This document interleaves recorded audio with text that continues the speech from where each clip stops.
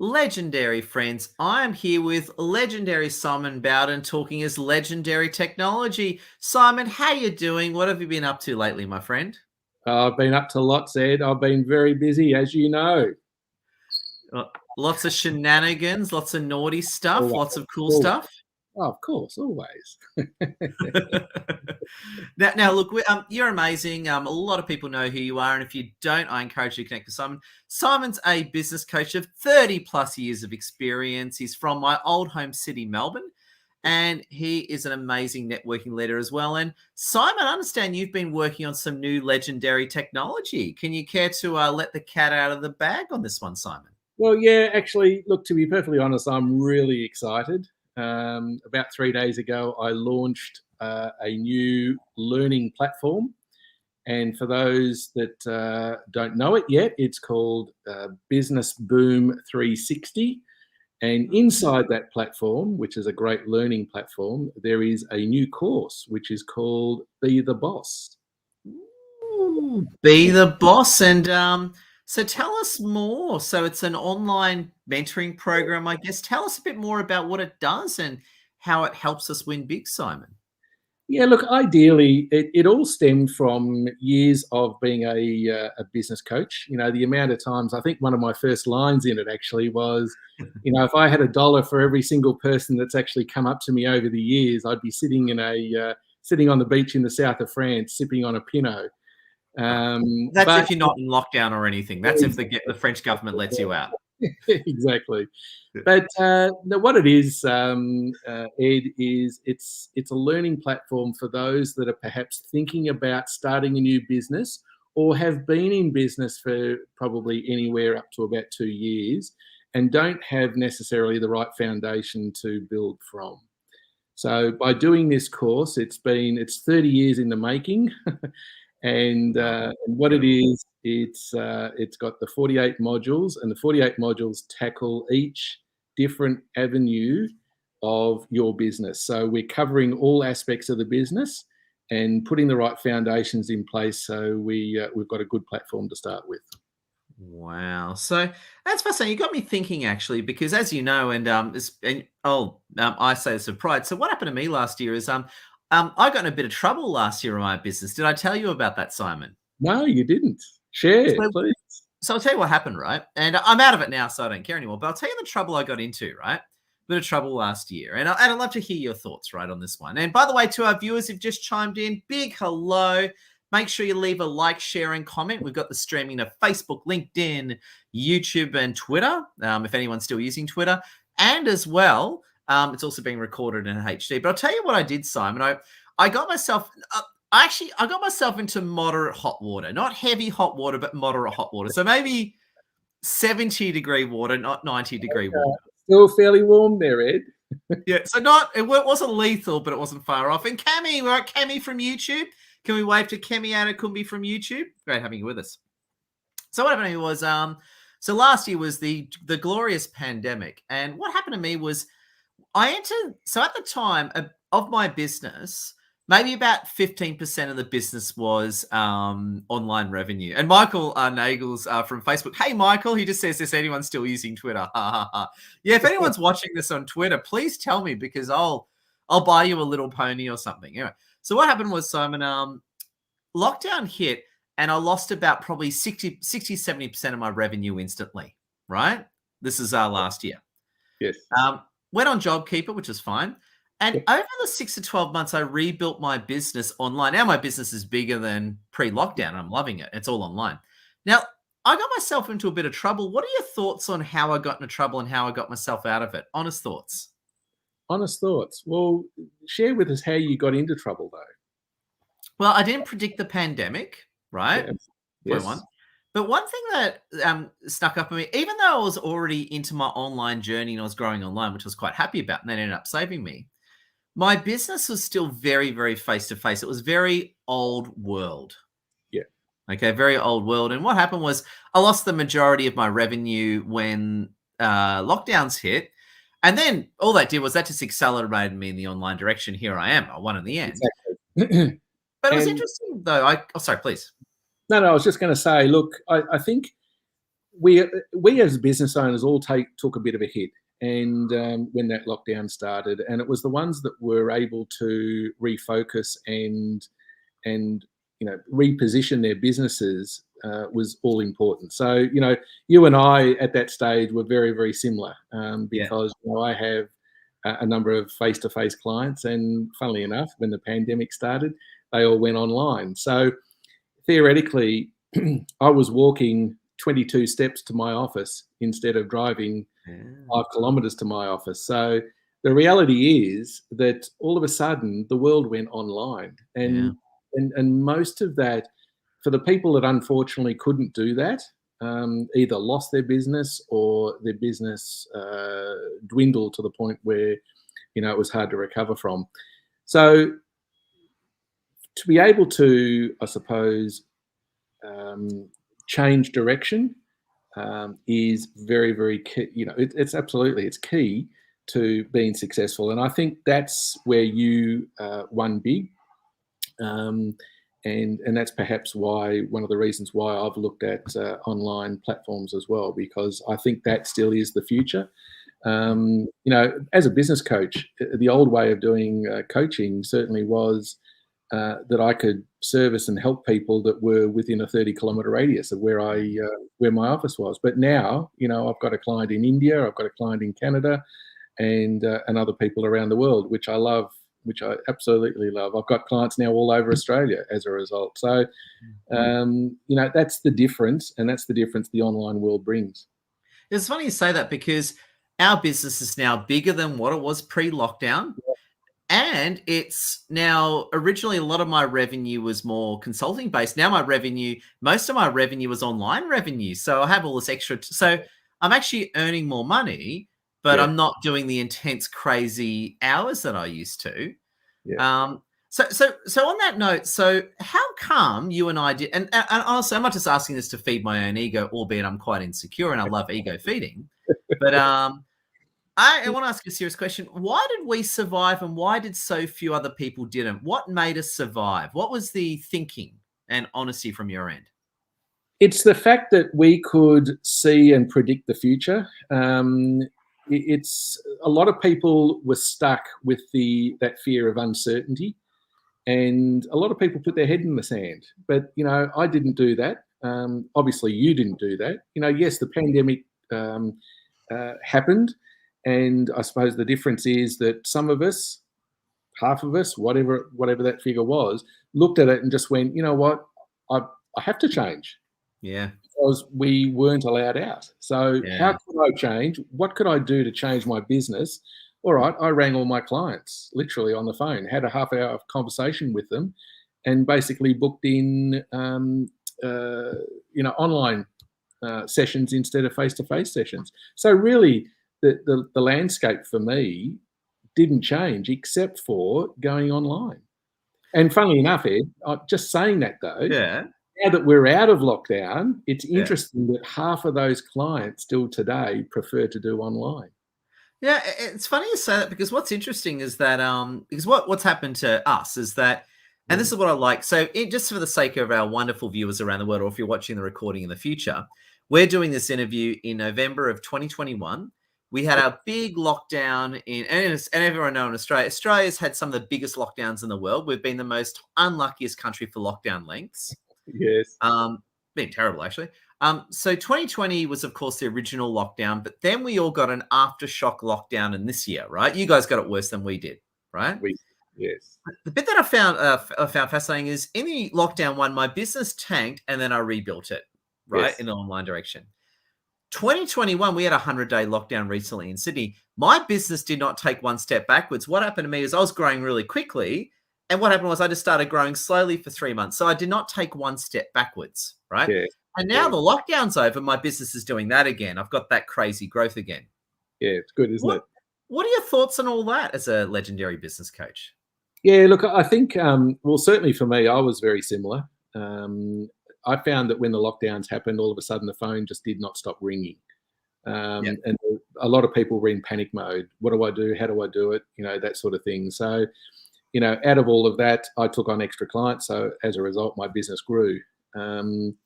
And I think even now, the fact that we're out of lockdown, I think, with a lot of people now, all of a sudden it's now presented so many more opportunities. Yeah. And I tell people every day that there's more opportunity today than ever before for business owners. And if you don't capitalize on that, you're going to miss the boat.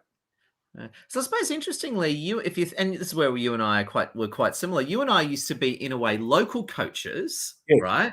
very much so. And now it's fascinating. And again, I'm not saying this with ego. I'm saying this with just honesty, right?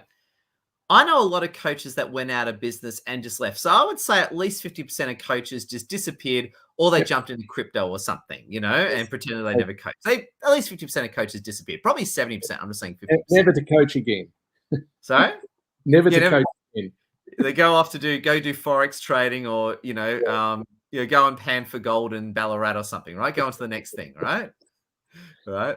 For our friends around where Ballarat is an old gold rush town and used to pan for gold. So that was a reference I'm making to a global audience, right? But the point I'm making though is that, you're amazing, and what we both did was incredible, because over half the coaches disappeared, and our business is now bigger post-pandemic. And what I like about it, and bring it back to the online thing, is that I used to work my butt off just servicing clients. Now I spend more time creating content and talking to people. So I'm making more money with less time, and I'm happier about it. I'm getting more clients. What's your thoughts on that, Simon? Yeah, well, look, exactly the same. Funnily enough, in the last lockdown, which for us was about 120 odd days or whatever it was. Yeah, nuts. I was coaching 4 business coaches. Yeah, well. So does that speak? Yeah. So, look, the thing is, yes, I help business coaches, and yes, I coach a lot of different types of coaches. But at the end of the day, everyone needs a bit of help, and sometimes we just need to be assured of ourselves. And uncertainty affects us in different ways, and everybody is different. So sometimes we just need a little bit of mentoring to push that go button. And so your program, of course, your online program obviously does that. So if anyone's watching, they can sign up to your online program. And how does that work? So let's say someone's listening, they go, I like the Simon Bowden guy. He's the man for me. I want to sign up to his program.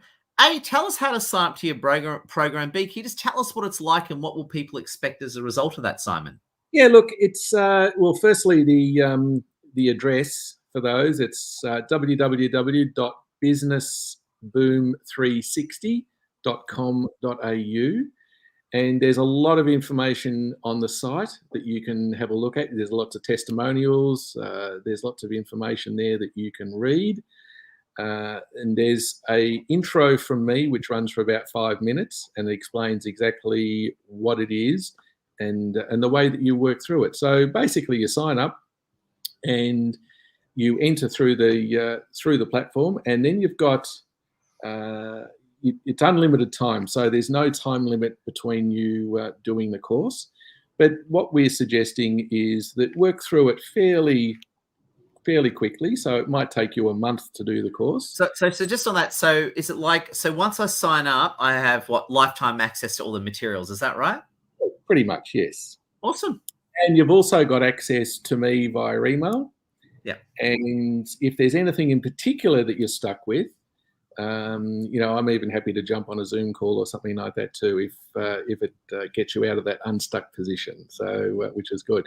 But the bonus, I suppose, is that you work through the 48 modules. Each module covers a different topic, and at the end of each module, there's a series of questions. And by answering those questions, it goes into the system, and at the end, it will actually form the basis of your business plan. It doesn't actually form a business plan, but it forms the basis of a business plan. So just on that, so as anyone listening or me, as I'm working through the materials, it asks me all these questions, and those answers, that forms the logic for me building a powerful business plan, and hence a legendary business. Correct. Gotcha. So at the start, at that point, when you finish, you can print out your certificate, and you are a bona fide Be the Boss. You've finished the course, Yeah. And then you can take those questions. You can either tackle and work yourself through those, or you can contact myself or one of my coaches that I work with, and we can hook you up with some mentoring so you can just get started quicker than if you were just trying to do it by yourself.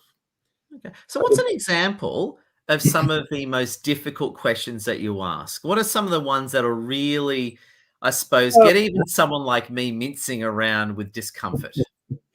Look, there's a couple of really good ones in there. One of them is how to create your business name, Ooh, and that's a good the do's and don'ts of creating a business name. one.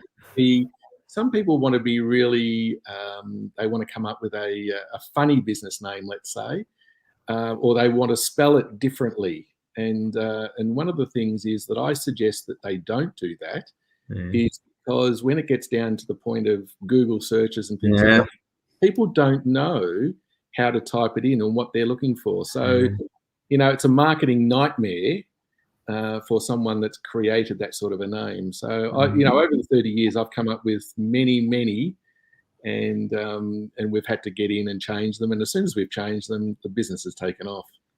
But, Wow. and probably the other one too is my background, as you know, is very heavily involved in the marketing side. Yep. And of course, there's so many business owners out there that know what they're doing. They know their product or their service extremely well, but they just don't know how to market themselves. So I run through this course. There's extensive marketing material involved, and it's a like I said, it's a roadmap through that covers pretty much all different marketing avenues and why to use them, when to use them, how to engage your client, all of those types of things. So, like I said, it's a fairly extensive course. So sit back, buckle up, and enjoy the ride. Now, on that note, as you know, I'm an influencer. So, as you know, I'm an influencer coach these days when we run our business network, as you know.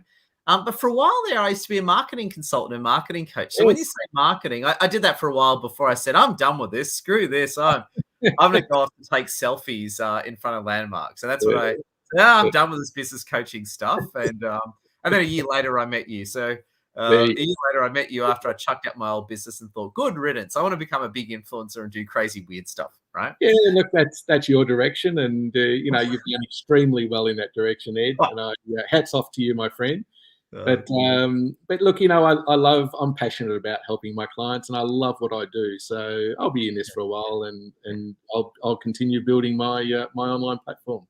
Yeah, because on that note, I think you're better at marketing than I am. So thank God I quit marketing and became an influencer, right? So for the record, you're better at marketing than me. I just realized that quick. I was saying, I quit. I'm going to go off and become an influencer and do weird polls on LinkedIn, which I'm much better at. So look. What are I just want to ask you, what are the top 3 marketing mistakes you've seen people over the years? Like, be it it's a mistake or they miss something. What are your top 3 picks on that one, Simon? Probably the first one, the biggest one, is clients thinking that they know who their customer is.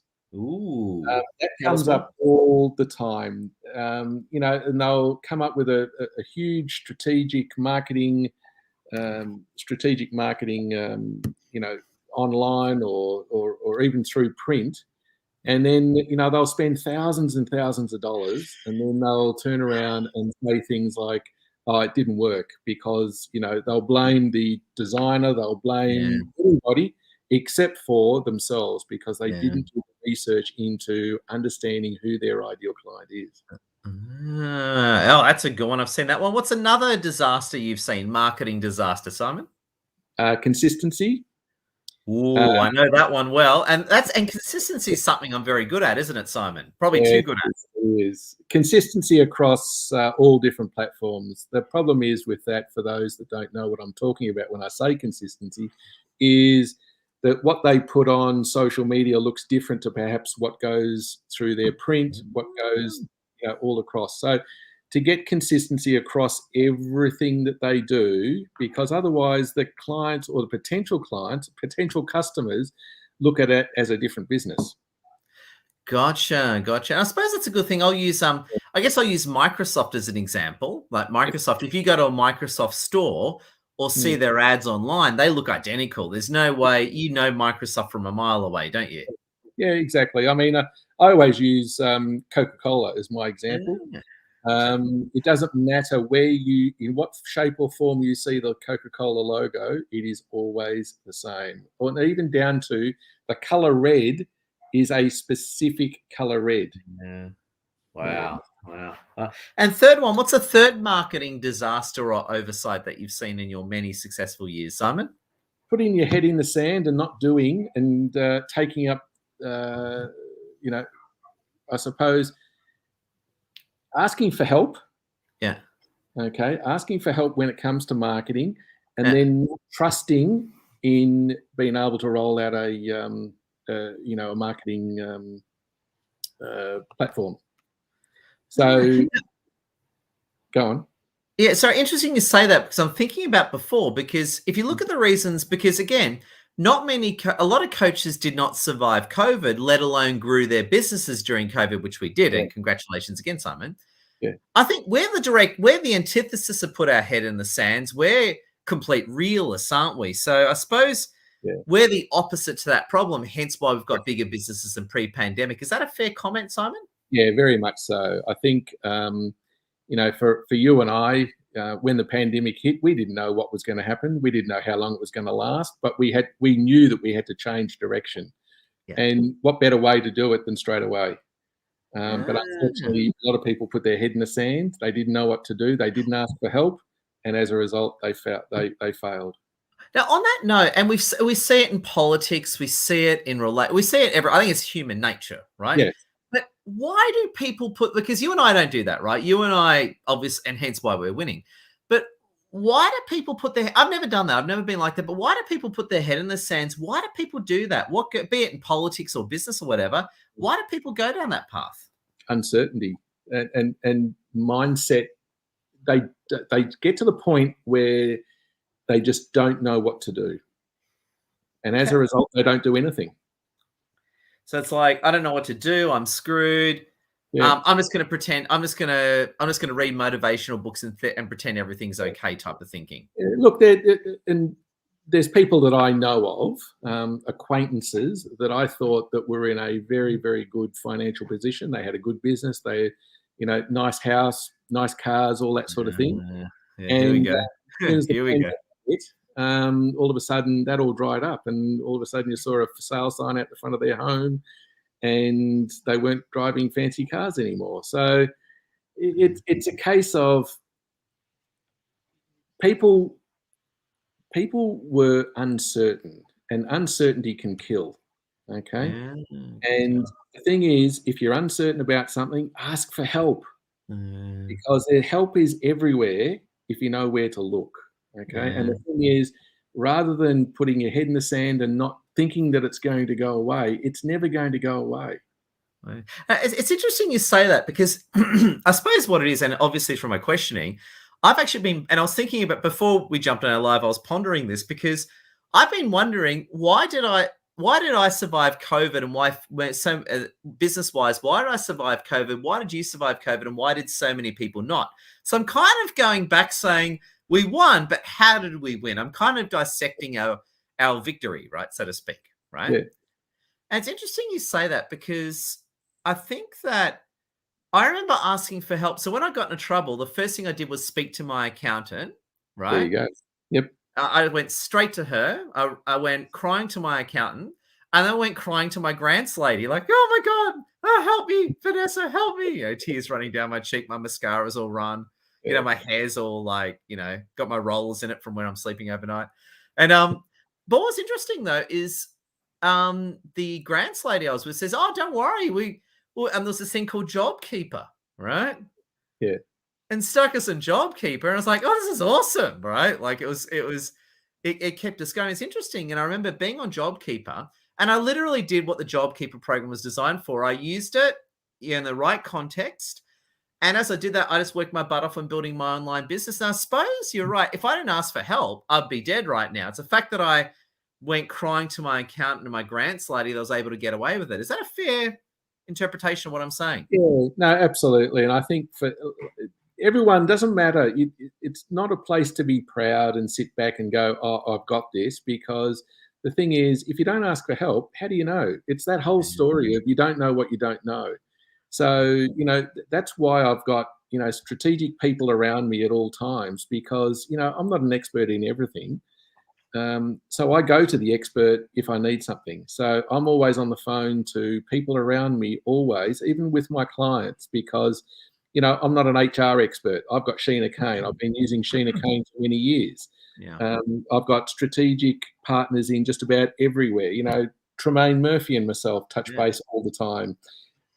So there's people that I use to help me and my clientele. So, that's where you win big, because you've got that family of experts, and you've got to reach out sometimes, because we don't know everything. And on that note, I mean, a lot of people watching this interview, I'm sure, if they don't know you, they at least know of you, right? I'm very sure of that. And the thing I found amazing about you is, I mean, I'm not just saying this because I like you. This is true, but you've exploded. You're everywhere now, and you know that you're kind of everywhere now. You went from you were a no-name a year ago, and now you're becoming quite mainstream. What has that journey been like for you, Simon? Yeah, look, it's been fantastic. It's what I suppose I've loved about it. Not only just working in conjunction with the community, that's been terrific. It's opened so many more doors for me. So, for anyone that's out there listening to this, and they want to connect with more people, and not just local people, but like I was talking before, that it's opened up America to me. It's opened up Canada. It's opened up India. And I'm dealing with so many more people around the world now that are reaching out and giving me opportunities.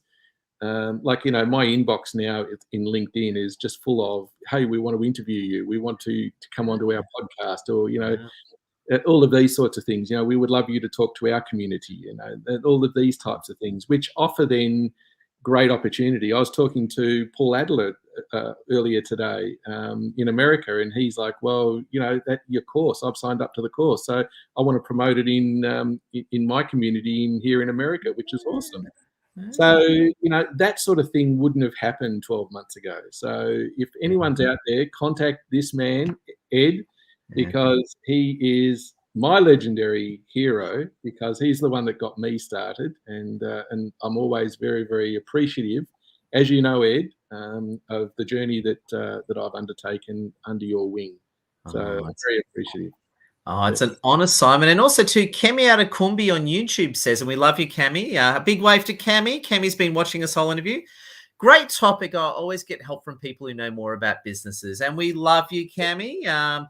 If you're there still, Kemmie, leave us another comment. We'll give you a shout out. And Michael Nagels from Facebook earlier before said, "Hey, I'm going to jump on Twitter and actually leave you a comment." So there you go. I just think, for the record, I think Twitter's a completely it's not a fair comment, but I feel that Twitter's a bit useless and it's full of people that just hate each other. So whilst I've got my StreamYard plugged into Twitter, I think I haven't even logged into my Twitter account, and don't even probably like 4 weeks is the last time I even logged into Twitter. Right? Like to dust the cobwebs off, Ed. Yeah. I have to go on there and just accuse someone of being racist. So I'll just find some white conservative and call him a racist and threaten him or something like that. And then that's how you use Twitter, right? You just find white conservatives and threaten them as racist, don't you? That's basically Twitter, right? Totally. Yeah, exactly. Now, and it's funny, and thank you for that, because it's interesting, and I suppose I'm throwing this on because, and I said to you this before, so before we met, I used to be more of a business coach and marketing consultant, and I was done. It wasn't for me in the long run. And what I did over time was I decided to do what I'm good at, which is the influencer stuff of running a business network. And I realized that, hang on, I'm an okay coach. I'm okay at marketing. But what I'm really good at is being an influencer or running a business network or events. That's totally me. And it's interesting. When I focused my business on that niche, I just took off. And when lockdown hit, even though lockdown murdered my original business, I rebounded in like 3 to 6 months. Yeah. What are your thoughts on that and what my decision there? And what advice would you give to anyone watching? Yeah, no, look, you will bounce back very, very quickly if you are focused in what you're doing. And like I said before, ask the right questions, contact the right people.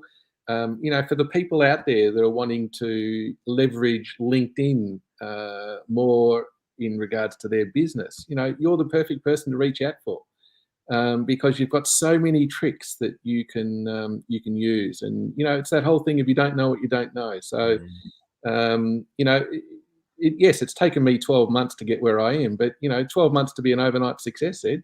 Yeah. And also you hit 20,000 followers the other day. Is that correct, Simon? Yes, you're right. Correct. Yeah, you're hot. You're no longer your own person. You're now public property, Simon. Well, that's what they say. Yes. You're like a utility company. You're being regulated by the government. And I just want to bounce over to wonderful Naomi J for the moment. Your wonderful wife to be. Yes.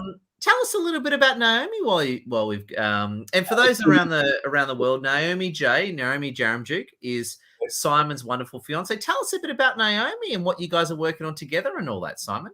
Yeah, look, we're commonly referred to as the Melbourne Powerhouse team. I like it, and we quite love that. We're there to help. We run the Melbourne meetup here in Collins Street together with Victory Offices, which I'm flying down to, not tomorrow, yes, but next Friday. I'm flying correct, down. Correct. We've got our December meetup, which we're looking forward to. Now we do that with Adrian Lee and Tremaine Murphy, so the four of us do that, and again we put on a networking event, and we love doing that. So she's part of that. She's our only female, and we've known each other for many years, and like anything, she was right under my nose, and funnily enough, we got together. And here we are today. I actually proposed about 3 weeks ago, and she said a big fat yes. So there we go. And on that, just for the sake of the audience, with Simon's proposal, me included, there were about 30 of us nagging you for about 6 months. So there's a lot of pressure on you from all angles, saying, "When the hell are you going to do this, Simon?"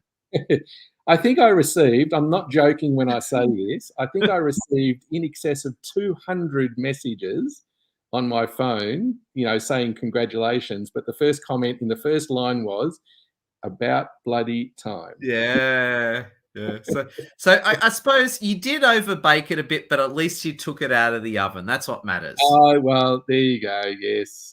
Look, she's wonderful. She is my right-hand girl. We do everything together. We work together, and obviously we're at home together as well. So we're pretty much 24/7. But the beauty about that is that she runs her own graphic design branding business, and she's been a business owner now for 25 years. Wow. And if you don't know her connect with Naomi, and her business is The Brand Advisory. And she pretty much dedicates her life now to rebranding businesses, which she does incredibly well. I've given her up to a number of clients, and she's rolled all of ours out and done it very successfully. So there you go. And she's obviously part of our community, and everyone loves her. She's the fiery redhead, and loves that too. Oh, I love it. And there you go. So so congratulations. So just a quick recap. If you've been watching the live, thank you. Please smash that like, share, and comment. If you're watching the recording, please reach out to Simon or myself. Anytime, hit us up on LinkedIn. So can you just do a quick recap? Tell us just very quickly about your program and how people can sign up. Firstly, the address, www.businessboom360.com.au. And inside the platform, you will see my first program, which is called Be the Boss.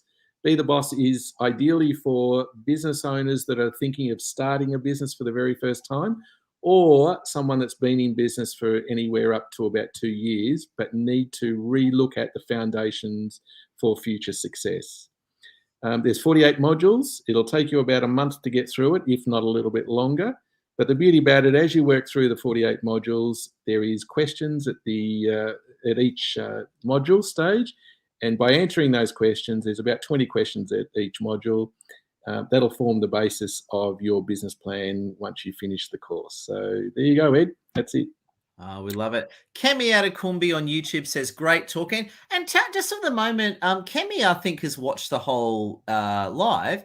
Why do you think Kemmie can be so awesome? Let's talk about Kemmie for the moment. She's listening. Why do you love Kemmie? Because I love Kemmie. Why do you love Kemmie? Yeah, Kemmie's lovely. I think Kemmie is one of those just lovely people from London that is just a genuine, kind-hearted person that's just out there like you and I, Ed, just love helping people. So, and that's what I love about Kemmie. You can't help but love her. She's awesome. Yeah, because if you hate Kemmie, there's something wrong with you. It's like hating Santa Claus. Like you're messed up if you hate Kemmie. Yeah. I'll tell you what, when I get to London, Kemmie, if you're still listening, I'm going to come and visit you. We're going to have coffee and cake. Yeah, on the River Thames. Have some coffee and cake on the River Thames. Exactly. Yeah. Well, it's funny, actually, a lot of my training actually came from the British, Stephen Thomas and Brad Burton. And yeah. I'm so due to get back to the UK and Dubai. And also, I was just going to ask you, but I know we'll wrap up soon, but before I leave you to it, so yeah, that's exciting times. Where to from here? What are you plotting? What are you scheming? What cunning plans are you and Naomi up to? Where to from here? Yeah, look, we've got the basis of a brand new webinar for next year, which is exciting. So we're going to do that as a joint partnership. Nice. So we won't let the cat out of the bag yet, but that's very exciting. And also, I'm halfway through writing the second course at the moment. Yeah. And probably by the end of January, I'll have probably another 3 or 4 courses being up on the site, and then hopefully by the end of the year, I'll have about 10 courses. So it'll cater for so many more people that are thinking that they would like extra material or extra education in how to run a business. And like I said before, Ed, it's got 30 years behind it too. So there you go. Oh, yeah, believe me. So pumped to see you next week. It's not tomorrow, but next Friday, the 3rd of December. I'm flying to visit you guys in Melbourne. And I've been losing all my lockdown weight. I've lost about half my lockdown weight. Do I look sexy and slim enough? I was going to say, you're only half the man I remember, my friend. I know. No, I got to lose a bit more, but I hope to be as trim, taut, and terrific as possible for when I hit you guys in the beautiful fashion capital of Australia. I'll tell you what, when you're in Melbourne, it's my shout. We're going out for dinner, and we can put some of that weight back on you. Ooh, there we go. And then you can fill me full of, I suppose, pizza and liquor, and roll me out at the airport so I can go home that night. Something like that. We might have to actually go and check you in and then sit you down and tell the hosties to come and grab you when it's time. Yeah, you can get me. So we'll just get me tanked and full of pizza at the gate, and then you can throw me on at the final boarding call and say, "Hey, yeah, take that riffraff back to Sydney. Get him out to Melbourne. Take him home. We don't want him here." There you go. No, seriously, Simon, thank you. Just want to say it's great having you with us.